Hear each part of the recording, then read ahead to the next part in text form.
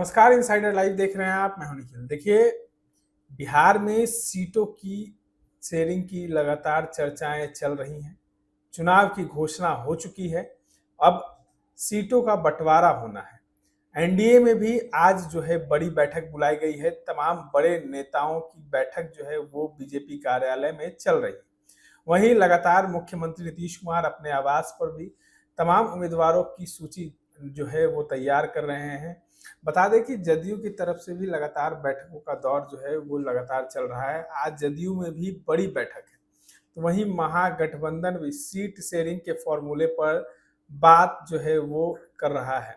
बात करें तमाम जो गठबंधन के लोग हैं, तमाम जो पार्टी के लोग हैं, वो अब तेजस्वी यादव से बैठकर बातचीत कर रहे हैं।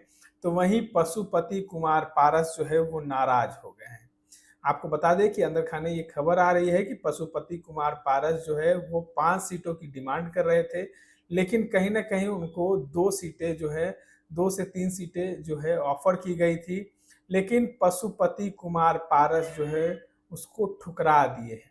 कह रहे हैं कि हमें 5 सीटों पर चुनाव लड़ना है, जिसमें एक सीट सबसे महत्वपूर्ण सीट जो है वो पशुपति कुमार पारस माँग रहे हैं अपने बेटे के लिए, जो है अलौली विधानसभा सीट।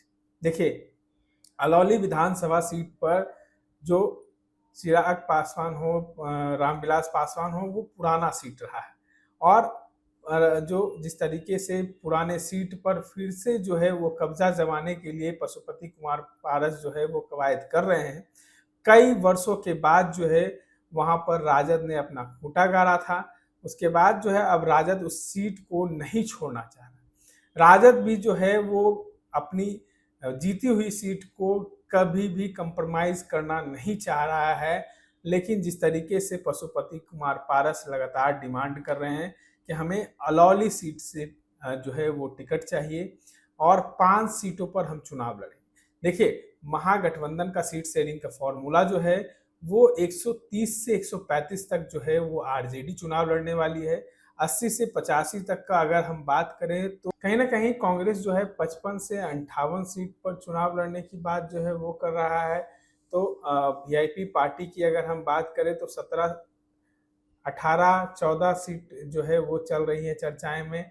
लेफ्ट की बात करें तो 30 से 32 सीटों पर चुनाव लड़ने की चर्चाएं। बाकी जो सीटें बच रही हैं, जो पार्टियों के लिए सीटें हैं, वो आरजेडी अपने कोटे से उन तमाम पार्टियों को देगा। आपको बता दें जेएमएम को लेकर भी चर्चाएं थी। तो जेएमएम की जो कल बड़े नेताओं की बैठक हुई है और उसमें भी तमाम बातों पर पूर्ण विराम लगा है। तेजस्वी यादव ने कहा है कि हम उनको सम्मानजनक सीट बिहार में देने वाले हैं। देखिए, झारखंड चुनाव में जेएमएम ने महागठबंधन को सम्मानजनक सीट दिया था। उसका बदला जो है वो तेजस्वी यादव इस बिहार विधानसभा चुनाव में देना है।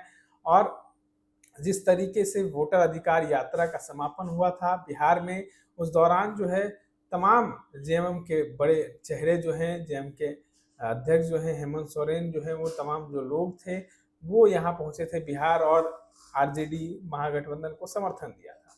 देखिए, कहीं ना कहीं इस बार जो है चुनाव काफी टसन वाला है। एक तरफ जहां तक सीट शेयरिंग की बात करें तो सीट शेयरिंग का चर्चा जो है अभी भी पूर्ण विराम उस पर लगा हुआ है। जिस तरीके से महागठबंधन में सीटों के लेकर घमासान है। कांग्रेस ने तो साफ कर दिया है कि मुख्यमंत्री चेहरा जो है वो अभी हम नहीं बताएंगे। कहीं ना कहीं तेजस्वी यादव को मुख्यमंत्री चेहरा जो है अभी भी कांग्रेस नहीं मान रही है। क्या ये जो सीट का फॉर्मूला है ये महागठबंधन के तमाम जो लोग हैं वो मानेंगे? देखिए, मुकेश सहनी कई बड़े डिमांड कर रहे थे। वो कह रहे थे कि हमें डिप्टी सीएम पद चाहिए, हमें अधिकतर से अधिकतर सीट चाहिए, क्योंकि हम बड़े भाई की भूमिका में आना चाहते हैं। हम बड़े भाई हैं तो हम चलो डिप्टी सीएम रहेंगे, हमारा छोटा भाई तेजस्वी सीएम रहेगा। लेकिन डिप्टी सीएम हमें जरूर चाहिए, क्योंकि देखिए लगातार जो है तेजस्वी यादव पर लगातार ये आरोप लग रहे थे कि पिछले वर्ष बिहार विधानसभा चुनाव में कहीं ना कहीं मुकेश सहनी के साथ वो विश्वासघात किए थे। तो मुकेश सहनी इस बार कहीं नहीं जाने वाले हैं और मुकेश सहनी ने साफ साफ कह दिया है कि हम इस बार एनडीए को पटकनी देने वाले हैं। और कहीं ना कहीं इस तरीके से चर्चाएं चल रही हैं कि मुकेश सहनी को डिप्टी सीएम पद और एक सम्मानजनक सीट मिलने वाला है। कहीं न कहीं सम्मानजनक सीट की बात करें तो जो आंकड़ा है 14 से 18 सीटों का जो आंकड़ा दिया गया है वो उस पर चुनाव मुकेश सहनी लड़ेंगे। लेफ्ट जो है 30 से 32 सीटों पर चुनाव लड़ना है। अब इन तमाम चीज़ों को लेकर अभी भी अटकलें हैं। क्या शाम 7 बजे तक जो है वो पूरी बातों पर पूर्ण विराम लगेगा, क्योंकि महागठबंधन आज जो है अपनी लिस्ट जारी कर देगा, अपनी सीटों की बंटवारे का लिस्ट जो है वो जारी करने वाला है। इस तरह के तमाम अपडेट्स के लिए बने रहे इनसाइडर लाइव के साथ। धन्यवाद।